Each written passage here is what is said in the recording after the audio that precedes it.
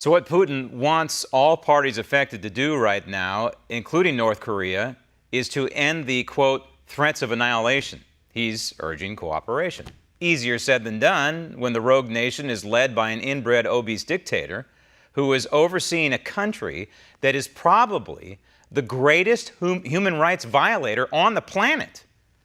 Joining me now from our bureau in Washington, D.C., national security expert and president of Iris Independent Research, Rebecca Grant, Ph.D. Rebecca, I want to talk about weapons and nukes and all that, but first I want to go back to what I was alluding to there, that this human rights violations in North Korea. When Vladimir Putin says they'd rather eat grass than give up their nukes, he's probably correct, but he's also correct on the other hand that many of the people in North Korea are eating grass and things that normal human beings wouldn't have to consume just to survive, because this guy, this obese inbred dictator, is presiding over an economy that is in a constant state of collapse. Right, because North Korea is the last remaining Stalinist regime on the planet. So it's been tough there on those people for a long time. But let's go back to what Putin said. He's griping a little bit, but the most important thing, Graham, Russia is still on the team. The UN Security Council, of which Russia's a member, is still 100% behind this. So I'm almost more impressed. I mean, Putin griped. He had a couple smart alecky remarks. But what he didn't say, it impresses me more. Basically, he is still behind this international initiative, which is really trying to drive Kim Jong-un to the negotiating table to get that denuclearization. So, yeah, he's still on board, I think. Another important point I think that he made was the comparison to Saddam Hussein. You have to be careful what you ask for. Pick your poison. I'm sure there is a succession order set up for Kim Jong-un's family if he suddenly goes away, and I think China is probably part of that. But the bottom line is it creates a void. That's on the one hand. On the other hand, we, the United States and President Donald Trump, can't allow these threats to continue. We just can't. That's right. And, you know, it's a shame that this has come down to what it has, but Washington used to kind of ignore North Korea. They've had a nuclear weapon probably for the last 11 years. But things got really bad in 2011 when Kim Jong-un took over. And, you know, shame on the Obama administration for not facing up to this sooner. There were 2 big nuclear tests in 2016. There have been now, I think, a total of about 55 missile tests since 2011. So, you know, we're about 6 months into it. It usually takes about 10 months to bring North Korea to the negotiating table. But I applaud Trump for taking on this outrageous, dangerous problem. We're hearing reports he's talked again with Xi of China, and that China wants to try to keep helping, and that's really key.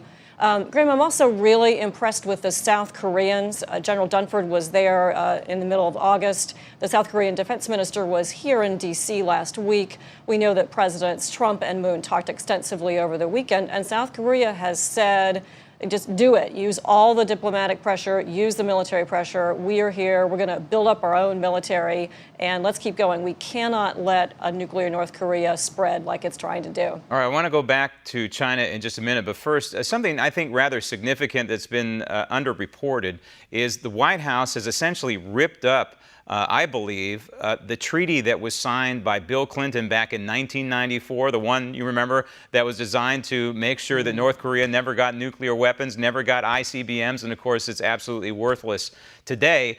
But the White House is now encouraging and allowing South Korea to essentially proliferate in an arms sense the Korean Peninsula. This is the southern portion of the Korean Peninsula. And this is big. It could be, I could be wrong on this, want your opinion, but it could be a first step towards South Korea reclaiming nuclear weapons, which of course it had to give up as part of that Bill Clinton treaty. Right. Well, there are two pieces to that. So, it all started when North Korea got out of the Nuclear Nonproliferation Pact in '93. So, what's happening now are two things. One, South Korea has some conventional missile assets, special operations forces, and don't forget, we have 28,000 forces there. They have a big army, and they are going to beef up their conventional missiles, et cetera. Then the other question you raise is, do we put U.S.-owned and controlled tactical nuclear weapons, basically for airplanes and artillery, back onto the Korean Peninsula? And that is one of the many military options that we have. We have a lot we haven't put into the play, and one possibility is to return those there under U.S. control to strengthen deterrence and make it just doubly clear that the North can't start anything. That's definitely an option to consider. I think South Korea, Japan should consider I know Japan would have to change its constitution, but I think they, at this point, need to consider it. Real quick, got about 30 seconds left. The diplomatic solution, obviously, the road to that is through China. China and Russia, by the way, are among the 7 trading partners. Only has 7, as far as I know. North Korea does. They obviously can exert tremendous pressure, especially China, on North Korea. That's where the Trump administration, they haven't played all their cards in this diplomatic solution with China yet, but I think that it's almost time to start playing most of them.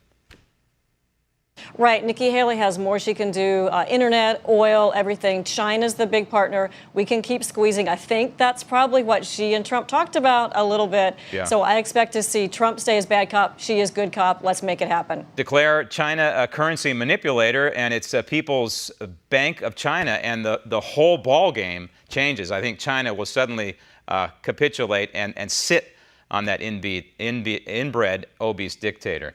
Rebecca, thanks.